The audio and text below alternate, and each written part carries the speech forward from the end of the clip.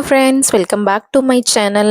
என்னோட சேனலை இப்போ தான் ஃபஸ்ட் டைம் பார்க்குறீங்கன்னா பிடிச்சிருந்துச்சுன்னா சப்ஸ்கிரைப் பண்ணிக்கோங்க. இன்றைக்கி என்ன வீடியோ பார்க்க போகிறோன்னா பிகினர்ஸ்க்கான கேக் வீடியோஸ் தான் எப்படி மேக் பண்ணலான்னு பார்க்கலாம். வாங்க வீடியோக்குள்ளே போகலாம். அதுக்கு எக் வந்து 2 எடுத்துக்கோங்க. எடுத்துகிட்டு அதில் கூட பேக்கிங் பவுடர் 1/4 டீஸ்பூன் போட்டுக்கோங்க. போட்டுட்டு வெனிலா எசன்ஸ் ஆட் பண்ணிக்கோங்க. ஏன்னா எக் ஸ்மெல் வராமல் இருக்கும். கேக்குமே நல்லா வந்து சாஃப்டாக வரும் இந்த மாதிரி மெத்தட் யூஸ் பண்ணிங்கன்னா. ஸோ கண்டிப்பாக வந்து பிகினர்ஸாக பார்த்தீங்கன்னா கண்டிப்பாக இந்த மாதிரி மெத்தட் வந்து யூஸ் பண்ணுங்கள். ஸோ உங்களுக்கு வந்து கேக் ரொம்பவே சாஃப்டாக நல்லா ஸ்பாங்கியாக கிடைக்கும். இது ஒரு டிப்ஸுங்க. ஸோ நெக்ஸ்ட் வந்து சுகர் வந்து 60 கிராம் எடுத்துக்கலாம்.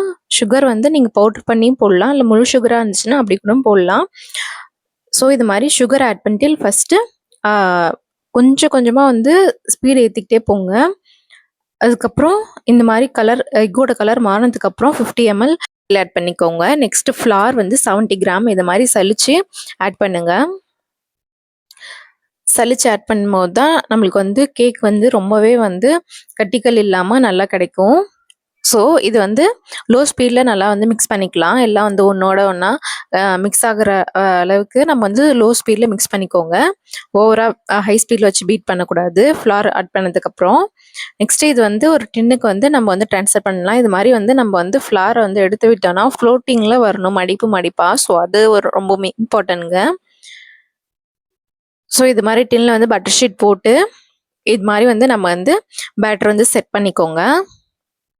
இப்படி நீங்கள் வந்து பேட்டர் வந்து இப்படி வந்துச்சுன்னா நீங்கள் வந்து எல்லா இன்க்ரீடியன்ஸும் கரெக்டாக ஆட் பண்ணிருக்கீங்கன்னு சொல்லிட்டு புரிஞ்சுக்கலாம். ஸோ நெக்ஸ்ட் வந்து நம்ம வந்து பேக்கிங் ஆகிறதுக்கு கரெக்டாக 20 மினிட்ஸ் ஆச்சுங்க. 180 டிகிரி செல்சியஸில் 360 ஃபாரன்ஹீட்டில் வந்து நான் வந்து வச்சு எடுத்தேன். 20 மினிட்ஸ்க்கு அப்புறம் நல்லா வந்து ஆறணுங்க. நல்லா ரூம் டெம்பரேச்சர் வரணும் கேக்கு. ரூம் டெம்பரேச்சர் வந்ததுக்கப்புறம் கட் பண்ணுங்க. அப்போ தான் வந்து கட் பண்ணும்போது ஷேப்பாக வரும். சூடோட கட் பண்ணக்கூடாது. ஸோ அது நல்லா பார்த்துக்கோங்க. இது மாதிரி வந்து மேலே இருக்கிற லேயர் வந்து எடுத்துக்கோங்க நல்லா சமமாக. பாருங்கள், கேக் ரொம்பவே சாஃப்டாக வந்துருந்துச்சு. இந்த மாதிரி நல்லா வந்து 3 லேயராக வந்து நம்ம வந்து கட் பண்ணி எடுத்துக்கலாம். கேக் நல்லாவே ஆறிடுச்சு. ஸோ ஆறினதுக்கப்புறம் நல்லாவே வந்து பார்ட்டாக வந்து கட் பண்ணி வச்சுக்கோங்க. பார்க்க ரொம்பவே சாஃப்டாக ரொம்ப ஸ்பாங்கியாக இருந்துச்சு. ஸோ இது வந்து நம்ம வந்து ஐசிங் பண்ண போகிறோம். ஸோ நம்ம வந்து சுகர் சிரப்பை வந்து நம்ம வந்து ஃபஸ்ட் அப்ளை பண்ணிக்கோங்க.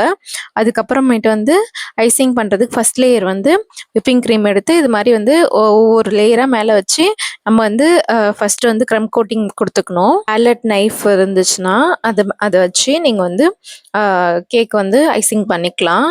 இது மாதிரி வந்து க்ரம் கோட் முடிச்சுட்டு ஒரு 20 மினிட்ஸ் இல்லைன்னா ஒரு 1/2 அன் ஹவர் வந்து ஃப்ரிட்ஜில் வந்து கேக் எடுத்து வச்சுக்கோங்க. அதுக்கப்புறமேட்டு நீங்கள் மெயின் கோட் கொடுக்கும்போது எடுத்து அதுக்கப்புறம் நீங்கள் என்ன மாதிரி உங்களுக்கு டிசைன் வேணாலும் நீங்கள் கொடுத்துக்கலாம். இப்போது நம்ம பிகினர்ஸ்க்குலாம் வந்து ஐசிங் பண்ணும்போது கண்டிப்பாக ஃபஸ்ட்டு ஒரு 2-3 டைம்ஸ் கரெக்டாக வராதுங்க. நீங்கள் வந்து ப்ராக்டிஸ் தான் நம்மளுக்கு வந்து எப்பயுமே பெஸ்ட்டாக வந்து நம்மளுக்கு வந்து அவுட்புட் கிடைக்கும். ஸோ நல்லா வந்து ப்ராக்டிஸ் பண்ணுங்கள். அதுக்கப்புறம் தான் உங்களுக்கு வந்து கரெக்டாக வரும். இந்த மாதிரி வந்து ஓரங்களில் இருக்கிறதெல்லாம் ஃபஸ்ட்டு நம்ம வந்து ஒரு டிஷ்யூ பேப்பர் வச்சு நல்லா வந்து க்ளீன் பண்ணிக்கணும். ஏன்னா வந்து க்ளீன் பண்ணதுக்கு அப்புறமா ஃப்ரிட்ஜில் செட் பண்ணுங்கள். இல்லைனா வந்து க்ளீன் பண்ணாமல் செட் பண்ணிட்டீங்கன்னா அப்புறம் துடைக்க முடியாதுங்க. ஸோ அது நல்லா அந்த டிப்ஸ் ஃபாலோ பண்ணிக்கோங்க.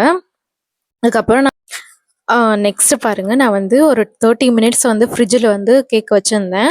30 மினிட்ஸ்க்கு அப்புறமா நான் வந்து எடுத்துட்டு அதுக்கப்புறம் இப்போ வந்து நம்ம வந்து மெயின் கோட் கொடுக்கலாம். மெயின் கோட் கொடுத்துட்டோம். ஸோ நெக்ஸ்ட் வந்து உங்ககிட்ட என்ன நாசில் இருந்தாலும் பைப்பிங் பேக் இருந்துச்சுன்னா அதில் வந்து எந்த நாசிலில் வேணுமாலும் நீங்கள் என்ன டிசைன் வேணால் போட்டுக்கலாங்க. அது உங்களோட விருப்பம் தான். வந்து எனக்கு தெரிஞ்ச ஏதோ டிசைன் போட்டிருக்காங்க. மேலே இது மாதிரி வந்து சுகர் பால்ஸ் வச்சு நான் வந்து சின்னதாக டெக்கரேஷன் பண்ணியிருக்கேன். அவ்வளோதாங்க. பிகினர்ஸ் யாராவது இந்த வீடியோஸ் பார்த்தீங்கன்னா உங்களுக்கு ரொம்ப யூஸ்ஃபுல்லாக இருக்கும். ஸோ கண்டிப்பாக வந்து பேக்கிங் உங்களுக்கு வந்து பிடிக்கும்னா கண்டிப்பாக ட்ரை பண்ணி பாருங்கள். எப்படி இருந்துச்சுன்னு கமெண்ட் ஷேர் பண்ணுங்கள். ஸோ நெக்ஸ்ட் வீடியோவில் பார்க்கலாம். இவ்வளோ நேரம் என்னோட வீடியோ ஸ்கிப் பண்ணாமல் பார்த்ததுக்கு ரொம்ப நன்றி. பாய்ங்க.